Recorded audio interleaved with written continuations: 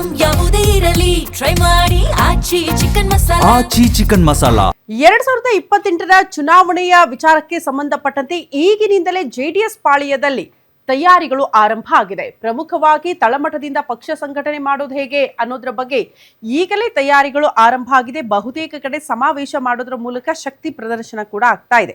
ಮುಂಬರುವ ವಿಧಾನಸಭಾ ಚುನಾವಣೆಗೆ ಭರ್ಜರಿ ತಯಾರಿ ಅಂತ ಹೇಳಲಾಗಿದ್ದು, ಈಗಿನಿಂದಲೇ ಚುನಾವಣೆಯ ಅಖಾಡಕ್ಕೆ ಜೆಡಿಎಸ್ ಪಾಳ್ಯ ಇಳಿದಿದೆ.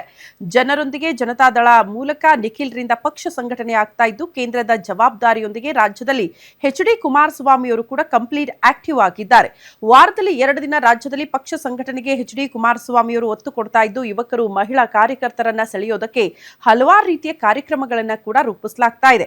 ಜಿಬಿಎ, ಜಿಲ್ಲಾ ಪಂಚಾಯತ್, ತಾಲೂಕು ಪಂಚಾಯತ್ ಚುನಾವಣೆಯಲ್ಲಿ ಪ್ರಬಲ ಸ್ಪರ್ಧೆಗೆ ಜೆಡಿಎಸ್ ಸಿದ್ಧತೆ ಮಾಡಿಕೊಳ್ತಾ ಇದ್ದು, ಪಕ್ಷದ ಪ್ರಾಮಾಣಿಕ ಮುಖಂಡರು ಮತ್ತು ಕಾರ್ಯಕರ್ತರಿಗೆ ಮಣೆ ಹಾಕಬೇಕು ಅಂತ ನಿರ್ಧಾರ ಮಾಡಿದ್ದಾರೆ. ಮುಂದಿನ ಸಿಎಂ ಕೂಗಿಗೆ ಬಲ ತುಂಬುವುದಕ್ಕೆ ಎಚ್.ಡಿ. ಕುಮಾರಸ್ವಾಮಿ ಅವರು ಈಗಲೇ ತಂತ್ರಗಾರಿಕೆ ರೂಪಿಸಿದ್ದಾರೆ.